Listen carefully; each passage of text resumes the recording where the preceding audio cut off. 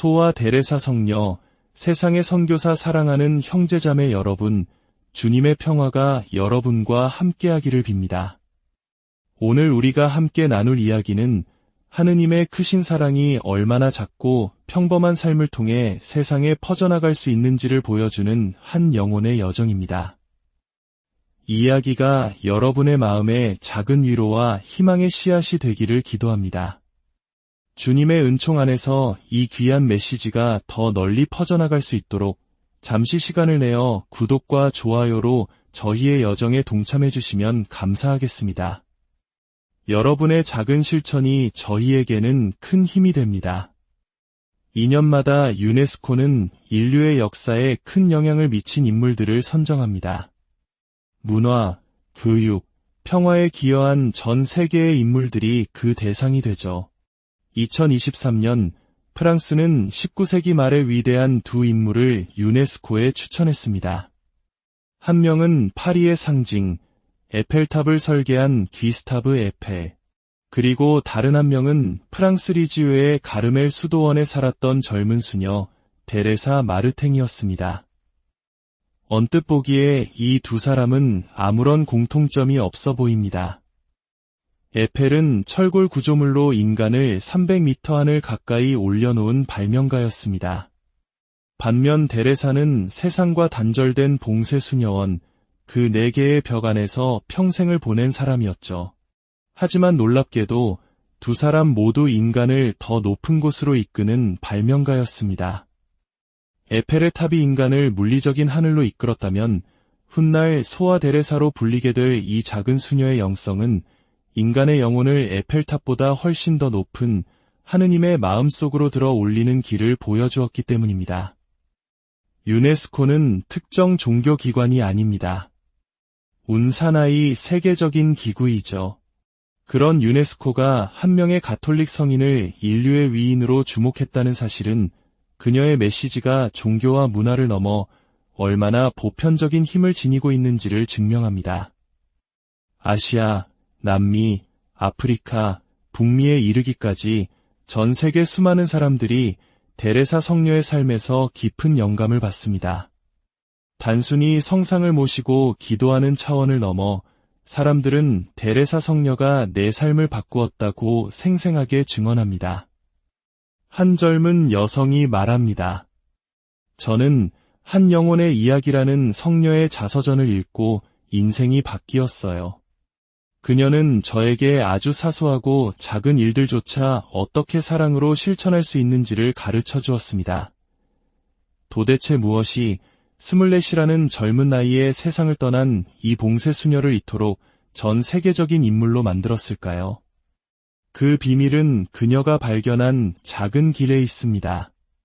원칙적으로 봉쇄 수녀는 수도원 담장 밖으로 나갈 수도 외부 사람을 만날 수도 없습니다. 세상에 복음을 전하는 선교하는 거리가 멀어 보이죠. 하지만 데레사는 우리의 이런 고정관념을 완전히 바꾸어 놓았습니다. 그녀는 자신의 마음속에 불타오르는 선교의 열망을 숨기지 않았습니다. 그리고 보이지 않는 담장을 넘어, 아니 오히려 그 담장 안에서 가장 위대한 선교사가 되는 길을 찾아냈습니다. 우리는 그 길을 부동의 선교사라고 부를 수 있을 겁니다. 데레사의 선교 열망은 어린 시절부터 시작되었습니다. 그녀의 부모님은 독실한 신자였고 먼 타국에서 활동하는 선교사들을 위해 정기적으로 헌금을 보내며 기도했습니다. 집으로 배달되는 선교 소식지를 읽으며 어린 데레사의 마음속에는 예수님의 사랑을 세상에 알리고 싶다는 꿈이 자라났습니다. 그녀에게 선교는 멀고 넓은 세상을 향한 거대한 비전이었습니다. 그녀의 삶에 결정적인 전환점이 찾아온 것은 1886년 성탄절이었습니다. 훗날 그녀가 완전한 회개의 은총이라고 불렀던 이 사건을 통해 그녀는 어린아이 같은 이기심에서 완전히 벗어났습니다. 그녀의 표현을 빌리자면 사랑이 내 마음에 들어오는 것을 느꼈고 나 자신에 대한 집착에서 벗어날 수 있었습니다. 자신의 상처와 불만족에 갇혀있던 시선이 비로소 다른 사람들을 향하게 된 것입니다. 자신의 행복보다 타인의 행복을 먼저 걱정하는 마음. 이것이 바로 데레사를 위대한 선교사로 만든 원동력이었습니다. 1887년 7월의 어느 주일, 리지의 대성당에서 미사를 드리던 데레사는 기도서 사이에 꽂아둔 십자고상 그림을 보게 됩니다. 십자가에 못 박히신 예수님의 손과 발에서 흘러내리는 피, 그 피가 땅에 떨어져 헛되이 사라지는 것을 본 순간 그녀의 마음은 강렬한 충격에 휩싸였습니다. 저 고귀한 피가 헛되이 흘려져서는 안 돼. 그녀는 성모님처럼 십자가 아래에 서서 그 피를 받아 영혼들에게 나누어주고 싶다는 뜨거운 열망을 느꼈습니다. 그녀에게 가장 끔찍한 죄는 단순히 잘못을 저지르는 것이 아니었습니다. 우리를 위해 흘리신 그리스도의 사랑과 그 피를 아무것도 아닌 것처럼 무시하는 것, 그것이 가장 큰 죄였습니다. 그녀는 온 대륙에 그리스도의 십자가를 세우고 싶었고 순교자가 되고 싶었으며 교회의 학자가 되기를 꿈꿨습니다. 이 모든 열망은 마침내 하나의 깨달음으로 모아졌습니다. 마침내 나의 소명을 찾았습니다. 교회의 심장 안에서 저는 사랑이 될 것입니다. 사실 데레사는 처음에는 해외 선교지에서 직접 활동하는 삶을 생각하기도 했습니다. 하지만 그녀는 자신을 부르는 곳이 바로 엄격한 규율의 가르멜 수도원임을 깨달았습니다. 그녀는 모든 인류의 구원을 위해 기도하며 자신의 삶을 봉헌하기로 결심했습니다. 이는 모든 선교사의 궁극적인 목표와 다르지 않았습니다. 그녀에게 큰 영감을 준 인물은 16세기의 위대한 개혁가 아빌라의 성녀 데레사였습니다. 데레사는 가르멜 수녀들이 교회의 확장과 영혼들의 구원을 위해 기도해야 한다고 가르쳤습니다. 기도와 행동이 어떻게 하나가 될 수 있는지를 보여주었죠. 소아 데레사는 바로 이 영적 샘물에서 선교의 불꽃을 길어 올렸습니다. 그녀는 하루 6시간에 달하는 기도, 특히 아침과 저녁 1시간씩 바치는 오라시오라는 가르멜 고유의 침묵기도 안에서 구원자이신 예수님의 사랑과 일치했고 그 사랑을 세상의 모든 영혼에게 나누어 주었습니다. 물론 그 기도의 열매는 눈에 보이지 않았습니다. 그녀는 저는 제 사도직의 열매를 하나도 보지 못합니다. 라고 고백했습니다. 하지만 그녀는 굳게 믿었습니다. 우리가 드리는 작은 기도를 하느님께서 사용하시어 멀리 있는 영혼들에게 닿게 하실 것이라는 믿음. 이 신비의 중심에는 모든 성인의 통공이라는 가톨릭 교리의 핵심이 있습니다. 우리는 모두 그리스도 안에서 하나로 연결된 지체들입니다. 한 영혼이 자신을 들어 올리면 세상 전체가 들어 올려진다는 말처럼 봉쇄수녀원 가장 깊은 곳에서 스스로를 낮추는 한 영혼의 기도가 세상을 구원으로 이끄는 힘이 되는 것입니다. 그 열매는 우리가 천국에 가서야 비로소 확인할 수 있을지 모릅니다. 데레사가 살았던 리지의 가르멜 수도원은 특별히 선교에 대한 열정이 뜨거운 곳이었습니다. 아시아에 최초로 관상 수도 생활을 전파한 곳도 바로 리지의의 가르멜 수녀들이었습니다. 1861년 베트남 사이공에 1895년에는 하노이에 가르멜 수도원을 세웠습니다. 데레사는 하노이의 새 수도원으로 파견될 수녀 후보로 거론되기도 했습니다. 그녀는 그곳에 가기를 간절히 원했지만 이미 깊어진 병 때문에 그 꿈을 이룰 수 없었습니다. 하지만 육신의 한계는 그녀의 영적 선교를 막지 못했습니다. 그녀의 선교 열망이 구체적인 형태로 드러난 것은 두 명의 영적 형제와의 만남을 통해서였습니다. 한 명은 아프리카로 파견될 예정이었던 젊은 신학생 모리스 벨리에르, 다른 한 명은 중국으로 떠날 선교사 아돌프 룰랑 신부였습니다. 데레사는 작은 골방, 무릎 위에 작은 책상을 올려놓고 펜에 잉크를 묻혀가며 그들에게 편지를 썼습니다.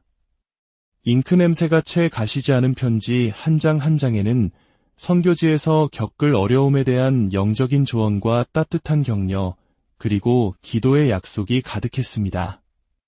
그녀는 벨리에르에게는 때로는 엄격한 누이처럼 영적 성장을 이끌었고, 룰랑 신부에게는 그의 생일과 서품일 같은 중요한 날들을 기억하며 온전히 그를 위해 기도하고 희생을 바쳤습니다. 그녀에게 선교란 막연히 멀리서 세상을 위해 기도하는 것이 아니라 이처럼 한 사람 한 사람의 영혼과 구체적으로 연결되고 그들의 삶에 동참하는 것이었습니다. 1896년 데레사는 결핵의 첫 신호인 각혈을 경험하고 얼마 지나지 않아 신앙의 가장 깊은 어둠, 믿음의 밤이라는 시련 속으로 들어갑니다. 육체적 고통과 영적 어둠이라는 이중의 시련 속에서 그녀는 역설적으로 자신의 사도직의 지평을 더욱 넓혔습니다. 그녀는 자신의 고통을 자신을 위한 것이 아닌 하느님을 믿지 않는 이들을 위한 보석으로 봉헌했습니다. 그녀가 겪은 가장 큰 고통은 희망조차 보이지 않는 17개월간의 영적 암흑기였습니다. 하지만 그녀는 그 어둠 속에서도 선교사들을 위해, 모든 영혼들을 위해 계속해서 앞으로 나아갔습니다. 죽음이 임박했음을 알았을 때 그녀는 룰랑 신부에게 이렇게 편지를 썼습니다. 걱정하지 마세요. 제 편지를 더 이상 받지 못한다고 해서 저를 잃는 것이 아닙니다. 저는 중국에서 신부님과 함께 있을 것입니다. 죽음은 오히려 우리의 영혼을 더 가깝게 만들어줄 것입니다. 제가 곧 천국에 간다면 예수님께 허락을 받아 중국으로 신부님을 찾아가 함께 우리의 사도직을 계속할 것입니다. 그녀에게 천국은 편히 쉬는 곳이 아니었습니다. 세상의 장벽, 수도원의 창살이 모두 사라진 그곳에서 지상에 남아 싸우고 있는 형제자매들을 위해 더욱 활발하게 일하는 곳이었습니다. 그녀는 저는 천국에서 지상을 위해 선을 행하며 시간을 보낼 것입니다. 라고 약속했습니다. 제가 죽은 뒤에 장미비를 뿌리겠다는 그녀의 유명한 약속은 바로 이런 믿음에서 나온 것이었습니다. 그녀가 세상을 떠난 후 그 약속은 기적처럼 이루어졌습니다. 리지우의 가르멜 수도원 우체통에는 데레사 성녀의 전구를 통해 받은 은총과 기적에 감사하는 편지들이 수백, 수천 통씩 쏟아져 들어왔습니다. 전 세계의 주교들과 선교사들이 자신의 사목을 그녀에게 봉헌하기 위해 리지우를 찾았습니다. 일본 나가사키의 초대 주교는 일본 교회를 위해 사제 성소가 늘어나도록 그녀에게 특별히 기도했습니다. 순례자들의 발길이 끊이지 않자 당시 교황 비오 11세는 그녀를 기리기 위한 거대한 대성전 건축을 명했습니다. 리지우에 세워진 이 대성전의 각 경당은 전 세계 여러 나라의 신자들이 보낸 헌금으로 지어졌고 각 나라의 국기와 수호성인의 모습이 새겨져 있습니다. 대성전 자체가 데레사 성녀에게 보내는 전 세계 가톨릭 신자들의 거대한 감사 편지인 셈입니다. 데레사 성녀의 영성은 특히 아시아와 아프리카의 선교지에서 뜨겁게 타올랐습니다. 베트남의 마르셀 반이라는 젊은이는 한 영혼의 이야기를 읽고 깊은 감명을 받았습니다. 그는 자신의 연약함과 나약함 속에서도 성인이 될 수 있다는 희망을 발견했고 훗날 데레사 성녀와의 영적 대화를 통해 자신의 소명을 깨닫고 하느님께 삶을 봉헌했습니다. 아프리카 베냉에서는 바릴 신부라는 선교사가 데레사 성녀의 이야기를 전파했습니다. 그의 기도를 통해 불치병에 걸렸던 한 부족의 지도자가 치유되는 기적이 일어났고 이를 계기로 수많은 이들이 전통신앙을 버리고 가톨릭 신자가 되었습니다. 데레사 성녀의 이름으로 성당이 세워지고 그녀의 작은 길을 따르는 아프리카 현지 수녀회가 설립되기도 했습니다. 이 수녀회는 가난하고 소외된 이들, 고아와 장애인들을 돌보며 데레사 성녀의 사랑을 오늘날까지 실천하고 있습니다. 이러한 수많은 기적과 은총의 증언들 덕분에 1927년 교황 비오 11세는 리지우의 데레사 성녀를 위대한 선교사 아시시의 프란치스코 하비에르 성인과 더불어 전 세계 선교의 수호성인으로 선포했습니다. 사방이 벽으로 막힌 수녀원에서 단 한 걸음도 나가지 않았던 젊은 수녀가 온 세상을 복음화하는 선교사들의 가장 강력한 보호자가 된 것입니다. 데레사 성녀가 우리에게 가르쳐주는 것은 거창한 업적을 이루는 성덕이 아닙니다. 일상 속에서 만나는 사람들에게 친절을 베풀고 주어진 작은 임무를 사랑으로 완수하는 것. 바로 그 안에 성화로 나아가는 길이 있다는 일상의 성덕입니다.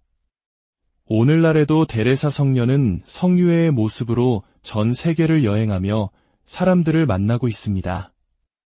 그녀의 유해가 필리핀의 한 사형수 감옥을 방문한 지 48시간 만에 필리핀에서 사형제도가 폐지되는 놀라운 일이 일어나기도 했습니다. 러시아 모스크바의 붉은 광장에서 러시아 군인들이 그녀의 유해함을 옮기는 모습은 이 작은 성인의 영적 힘이 이념과 체제의 벽을 얼마나 가볍게 뛰어넘는지를 보여주는 상징적인 장면이었습니다. 사람들은 그저 유골함이 지나가는 것을 보는 것이 아닙니다. 그들은 데레사 성녀가 직접 우리를 찾아오셨다고 느끼며 그녀의 손을 잡고 자신의 가장 깊은 고통과 기도를 봉헌합니다. 그녀는 길 위에서 만나는 모든 이들에게 하느님의 사랑과 위로를 전하는 살아있는 선교사입니다. 한 젊은 아프리카 수녀는 이렇게 고백합니다. 저는 데레사 성녀의 유해를 친견하는 미사 중에 예수님과 그토록 단순하고 깊은 사랑의 관계를 맺었던 그녀의 삶에 매료되었습니다. 그때 저는 성덕에 대한 불타는 열망을 느꼈고 깨달았습니다. 성인이 되는 것은 나이와 상관없이 누구에게나 가능하다는 것을요. 리즈의 성녀 소아 데레사. 그녀는 우리에게 보여줍니다. 가장 위대한 선교는 지리적 거리를 넘어서는 것이 아니라 사랑으로 마음의 거리를 좁히는 것임을. 가장 강력한 복음 선포는 웅변이 아니라 작은 일을 위대한 사랑으로 행하는 삶의 증거임을 말입니다. 그녀가 발견한 작은 길은 오늘 우리 각자의 삶의 자리에서 시작될 수 있습니다. 사랑하는 것이 모든 것을 내어주는 것이고 자기 자신을 내어주는 것임을 깨닫게 하소서. 주님, 소아 데레사 성녀의 전구를 들으시어 저희가 일상의 작은 순간들 속에서 당신의 사랑을 증거하는 작은 선교사로 살아갈 용기를 주소서.